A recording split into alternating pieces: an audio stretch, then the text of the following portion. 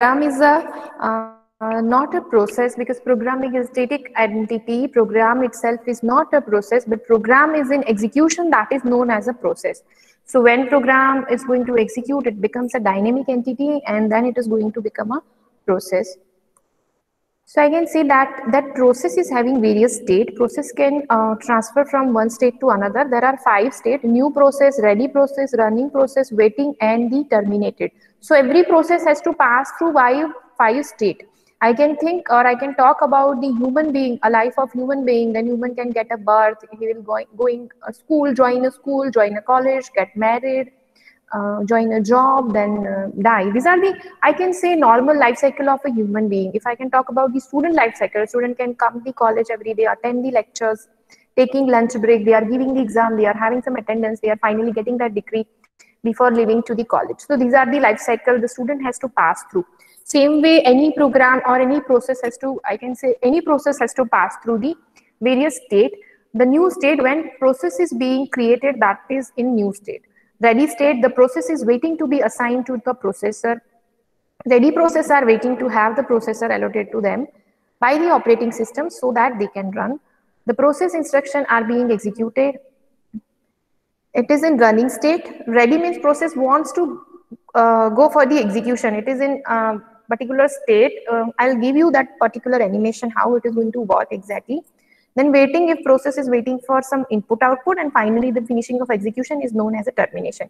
You can see this figure. There are the car who are in steady state. So I can say that when the new car is coming, it is in new state. Now it is in ready state, because it want to means car has to, you need to drive the car. So for driving, it is in ready state. Now cars are running, going, so it is in running state.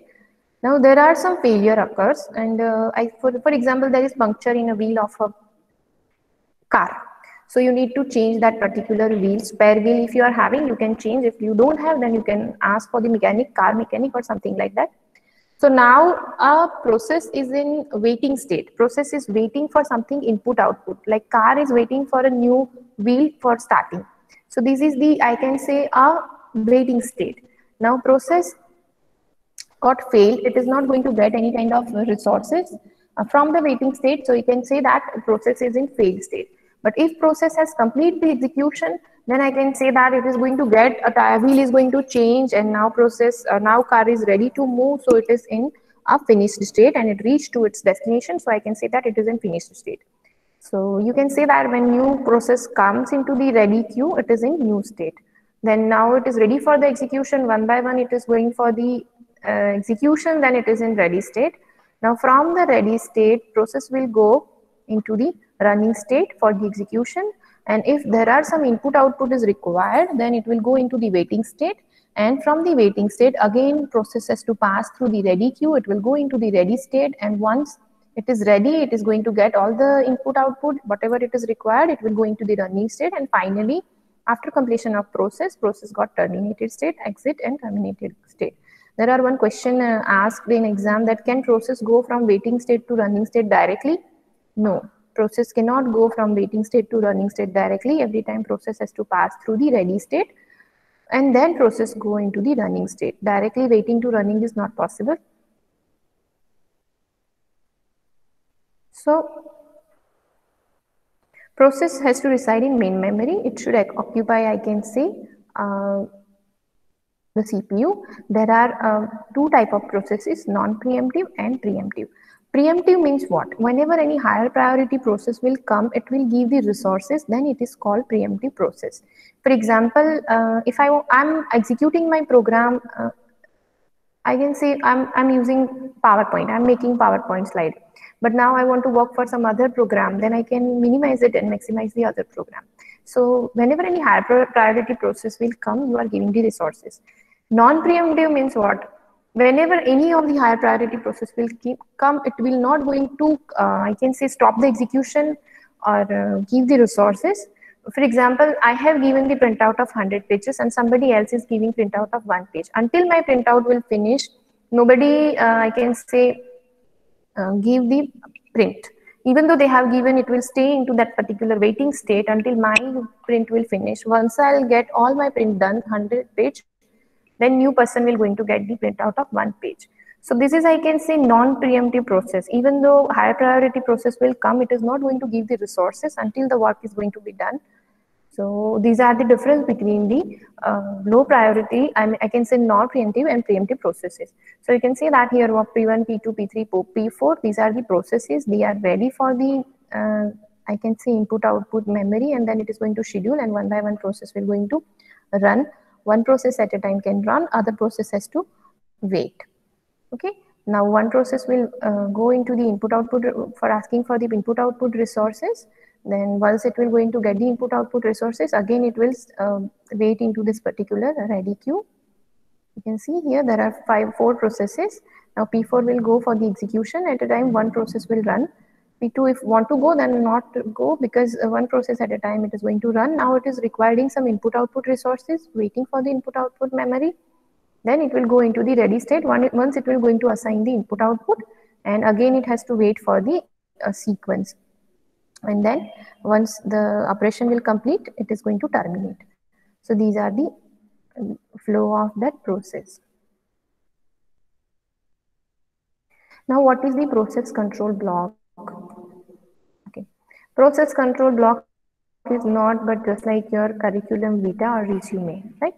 For example, I want to know something about you, or you are making a biodata for your getting your marriage. Then what are you keeping in your biodata? You are keeping your name, your address, your qualification, your job profile, your family detail.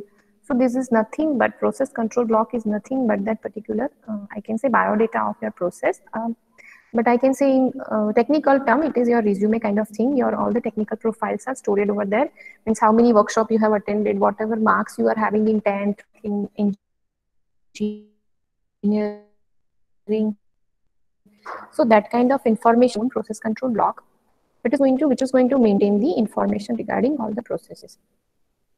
So first is pointer. Pointer is pointing to the another process control block.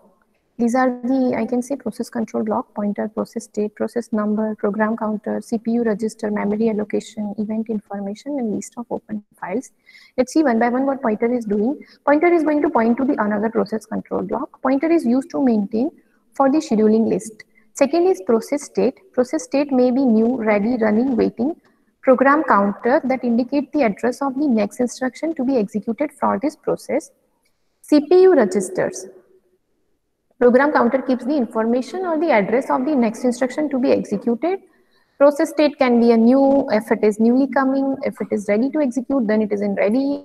If it is waiting for some input output, so it is in waiting state. So these are the process state, and every process is having unique number.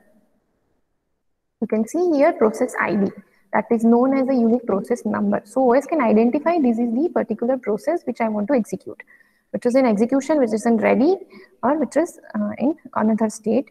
Now program counter is containing the address of the next instruction to be executed. Whatever instruction you are giving to that particular OS, that instruction is having some address, and that address is going to store into this program counter. Now priority, it is parameter which is assigned by the OS at the time of process creation. Means which process will goes in execution first, which process goes for the execution second. These are the priorities of the execution of the process.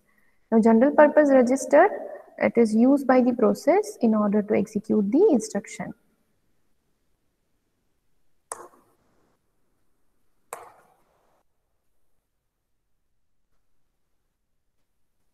It is going to keep the record of list of open files, open devices, protection information.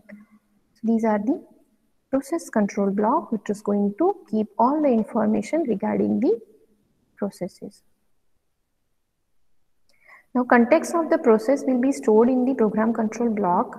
Context of the, we can say, process are the process ID, the priority of process, list of open files, its protection. Means there are various permission of every file: read, write, and execute.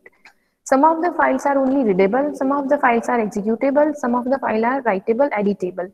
So this kind of, I can say, access of protection of the files you have to make. For example, there are some of the folders in my laptop. I want that nobody should execute it, nobody should edit it, or nobody should delete it. So I can lock that particular folders, particular file. I cannot keep it editable or readable. For example, I'm having shared sheet of Excel. I want nobody can edit it, so I can take that execution of the editing right back. So this is also comes under that particular program control block, the protection permission of that particular files.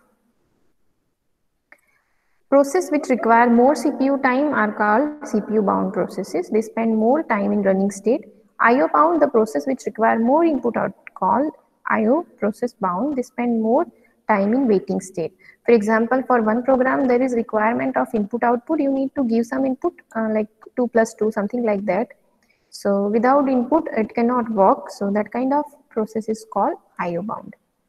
Now there are various kind of schedulers of the process, because I told you that operating system is responsible for memory management and in execution. So you need to manage which process will go first, which process will go second. You need to schedule your processes. So how you can schedule processes? Through the scheduler, process can be scheduled. Okay.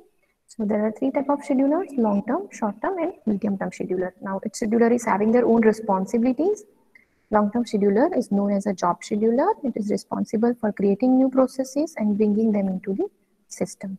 For example, new to ready state. Short-term scheduler or CPU scheduler. It is responsible for scheduling one of the process from ready state to running state, right? So this is called CPU scheduler. You must have to remember the name of scheduler. If I'll ask that you have to explain the job scheduler, then you must aware of what is job scheduler. Its another name is long-term scheduler. It is responsible for creating new processes and bringing into the system. For example, new to ready state. It has created new process and bring into the ready state. If I'm asking you which processor is known as a CPU scheduler or explain the CPU scheduler, in that case you are aware that short-term scheduler is the I can say CPU scheduler, and it is responsible for running your processes. I mean keeping the process from ready to running state, right? And medium-term scheduler, it is the responsible for suspending and resuming the job. Medium-term scheduler is known as a swapper. It is swapping your processes from main memory to secondary to main. Whenever it is in execution, it is in some different memory. When it is completing and you are saving, then it is in different memory. So as and when it required to swap, it is going to swap the processes. Okay, today I'm going to stop this.